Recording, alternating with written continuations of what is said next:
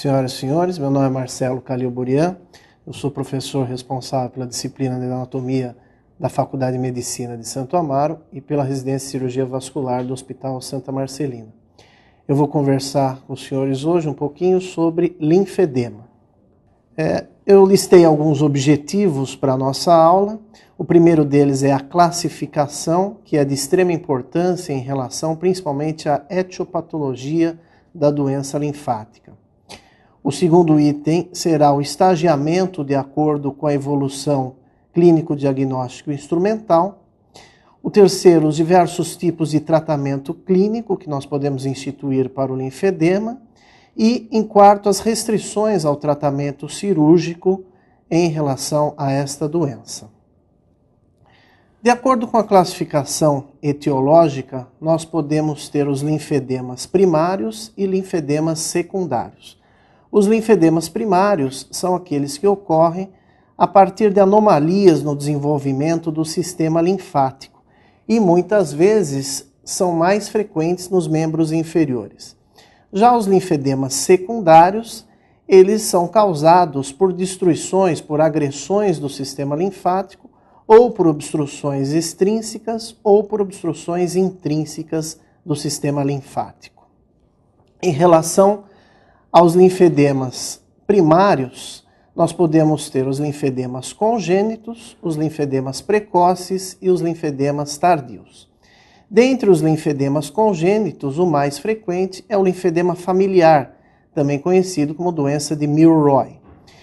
Nós também temos como os linfedemas congênitos, os linfedemas ocasionados por bridas amnióticas, por digenesia gonadal, como na síndrome de Turner, e os associados a pé cavo familiar. Dentre os linfedemas precoces, nós podemos ter aqueles que ocorrem antes da puberdade, para determinados autores, mas de acordo com o Foldy, nós podemos ter até os 35 anos de idade. E os linfedemas tardios, alguns autores os classificam como até 15 anos, até a puberdade, e outros, como o Foldy, após os 35 anos. Nós temos aqui um exemplo de linfedema familiar congênito primário, que é a doença de Milroy. Vocês podem observar o edema do dorso do pé da criança, o edema dos dedos, que constitui aqui um linfedema primário congênito. Os linfedemas por bridas, levando à compressão do membro, estrangulamento e, consequentemente, os linfedemas, vocês podem observar nessas três imagens no diapositivo. Os linfedemas primários precoces, aqueles que acontecem até a puberdade ou na classificação de Foldy até os 35 anos de idade, nós temos a doença de Meige, que é uma doença com transmissão autossômica dominante, assim como também o é a doença de Milroy, que é uma doença por transmissão autossômica dominante. Os linfedemas secundários têm diversas etiologias. A filariose é uma delas, mais prevalente hoje em dia na Índia e em alguns países da África e menos prevalente no Brasil. Lembrar que em nosso meio ainda é principalmente ocasionada pela Wuchereria bancroft. Nós podemos ter também outros casos relacionados ao linfedema secundário, como por exemplo a tuberculose, os linfedemas pós-infecciosos, que são aqueles causados ou por bactérias ou por micoses, Os linfedemas neoplásicos, que têm um aumento muito grande hoje em dia. Os linfedemas pós-cirúrgicos, principalmente na retirada da veia safena em cirurgias de revascularização do miocárdio, ou mesmo em cirurgia de varizes, onde nós podemos ter aqui uma incidência que pode variar de 0,5% a 1%, dependendo do autor ou dependendo do serviço. Os linfedemas também podem ser ocasionados por radioterapia, por refluxo quiloso e alguns outros, como linfedemas voluntários, linfedemas pós-flebíticos ou linfedemas associados a outras doenças. Aqui dois exemplos de linfedema secundário. No primeiro caso, uma mastectomia com esvaziamento ganglionar. E nesses casos, os linfedemas podem aparecer até de 20 a 25% dos casos. Se associado à radioterapia, esse aumento pode chegar até 35% com o desenvolvimento de linfedema. No segundo caso aqui, pós-erisipela, após uma infecção bacteriana, e é o que mais acontece no nosso meio, no nosso país, pós-infecciosos. Uma outra classificação é a classificação de Muller, que acaba levando ao estagiamento da doença. Nós temos aqui os 3 graus. O primeiro grau é um linfedema que não melhora com 24 horas de repouso, os chamados linfedemas reversíveis. O segundo grau são linfedemas que não melhoram com pelo menos 48 horas de repouso. São os chamados espontaneamente irreversíveis. E o linfedema de terceiro grau, aquele em que, independente do tempo de melhora, já há alterações de pele, que são as chamadas alterações elefantiásicas. No primeiro diapositivo, aqui do lado à sua esquerda, as alterações elefantiásicas com verrucosidades linfostáticas e com uma fibrose muito intensa do membro acometido. Vejam as verrucosidades linfostáticas e a fibrose.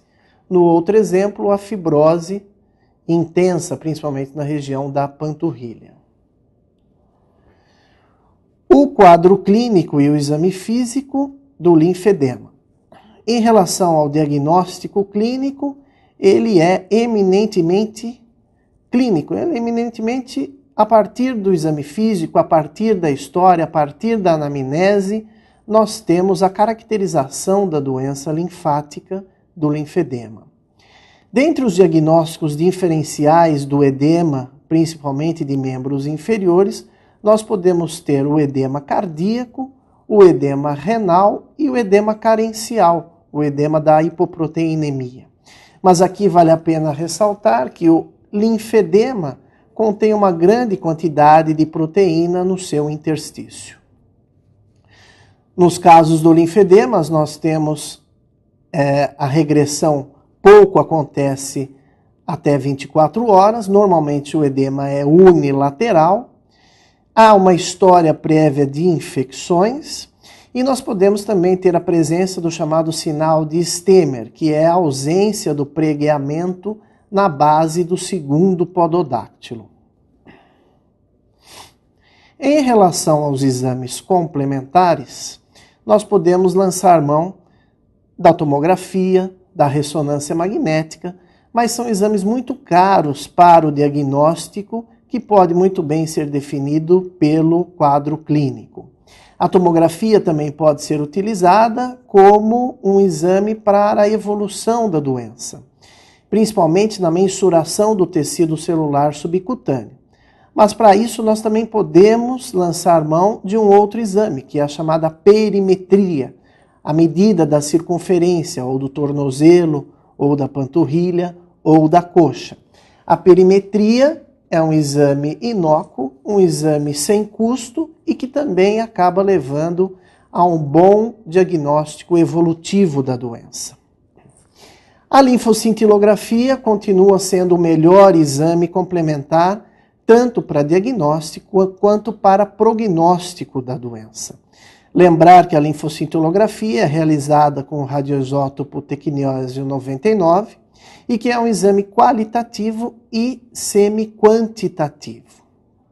As linfografias, muito utilizadas antigamente, hoje em dia estão restritas a quilotórax, a pesquisa do quiloperitônio e a pesquisa da quilúria. Também podem ser utilizadas as linfografias nas suspeitas de traumas de ducto torácico e trauma de cisterna do quilo. Aqui um caso de linfedema de membro inferior esquerdo, mostrando uma linfocintilografia, um refluxo dérmico no membro inferior esquerdo, tanto numa posição anterior quanto numa posição posterior.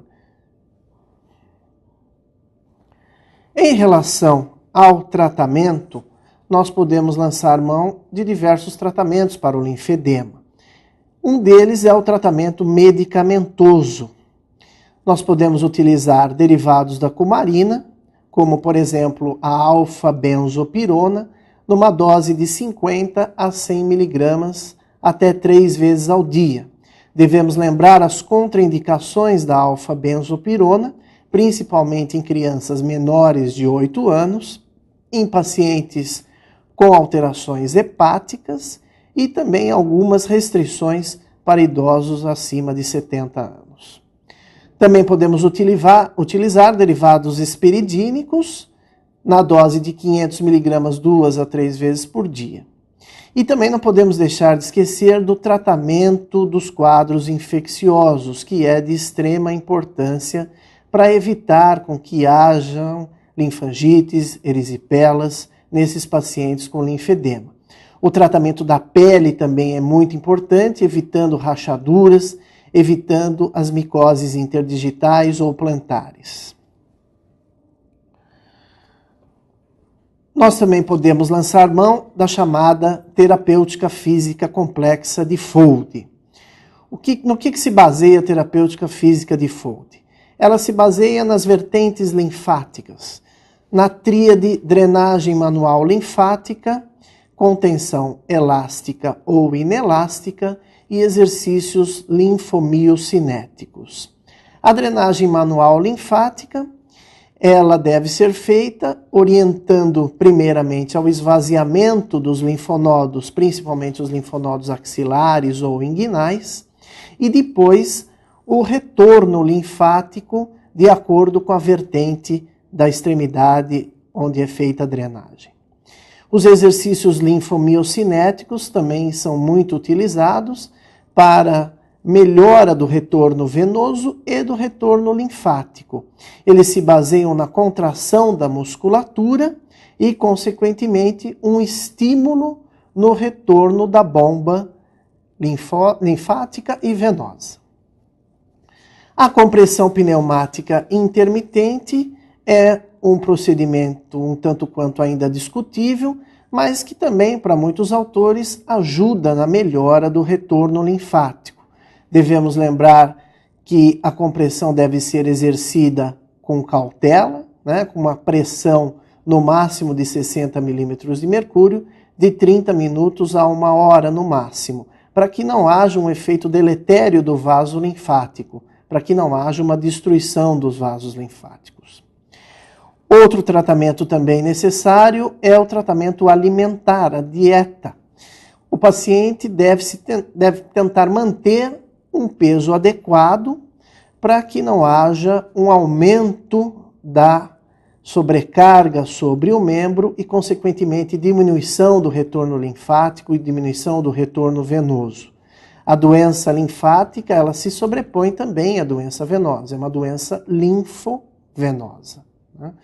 Então, a alimentação, ela é necessário ser balanceada, evitar os alimentos à base de carne de porco, os alimentos à base de chocolate, todos eles aumentam o refluxo linfático e, consequentemente, podem levar a uma piora do linfedema do membro. Apesar de não termos constatações científicas, isso acaba acontecendo no dia a dia.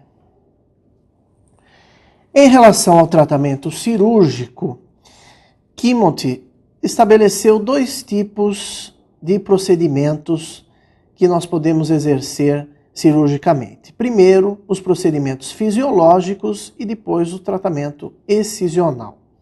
Os tratamentos fisiológicos se baseiam no restabelecimento da drenagem linfática do membro que estava destruído. Então, hoje em dia, com as técnicas microcirúrgicas, nós podemos fazer anastomoses linfovenosas ou até mesmo linfolinfáticas na tentativa do restabelecimento da drenagem linfática deste membro. Os procedimentos cirúrgicos excisionais têm como técnica básica a cirurgia de Charles, principalmente, e algumas alterações desta cirurgia, dessa modalidade cirúrgica. A cirurgia de Charles tem como objetivo reduzir o peso da extremidade e melhorar, consequentemente, a forma do membro acometido. Diminuir a incidência dos acessos inflamatórios, consequentemente pela melhoria da pele local, e tornar possível para que esse paciente tenha uma melhora na qualidade de vida, consequentemente conseguindo vestir roupas, vestir sapatos e até deambular melhor. Em relação ao linfedema dos genitais externos, ele é mais frequente no sexo masculino, principalmente acometendo bolsa escrotal ou pênis. No sexo feminino, ele pode acometer os lábios menores do pudendo ou alguma parte da genitália. Neste caso de linfedema genital, o tratamento cirúrgico se impõe, diferente do tratamento dos membros inferiores, onde é predominantemente clínico. Eu selecionei para os senhores algumas referências bibliográficas, além de, naturalmente, dos livros do professor Maffei e do professor Carlos José de Brito, que são os livros de referência para o título de especialista. Então, o livro de linfologia, do professor Guedes e da doutora Cleusa Belzac, que é uma reedição atualizada do livro do professor Cordeiro. O Tratado de Flebologia e Linfologia, do Dr. João Tomás Bastos, com colaboração da doutora Cleusa Belzac, também contém diversos capítulos na área linfática e é um excelente livro para uma referência para os senhores. 2 outros livros que abordam mais o tratamento, a terapêutica física complexa, são a Reabilitação Linfovenosa e a Drenagem Linfática Manual, do professor José Maria de Godoy, de São José do Rio Preto. Em síntese, é de extrema importância social e sanitária a descoberta do linfedema e, consequentemente, o seu tratamento. É muito importante para os senhores a classificação etiopatogênica, lembrar que o diagnóstico é eminentemente clínico do linfedema, que a terapêutica física complexa deve ser feita em mais de 90% dos casos, e que o tratamento cirúrgico fica muito restrito, muito limitado, principalmente ao tratamento dos genitais e em menor incidência nos casos de linfedemas complexos, como elefantíase na ressecção dos tecidos fibróticos ou na tentativa de uma drenagem melhor do membro através das técnicas microcirúrgicas. Eu gostaria de agradecer e colocar-me à disposição pelo site que provavelmente nós teremos do TEVASC, pela Sociedade Brasileira. Muito obrigado.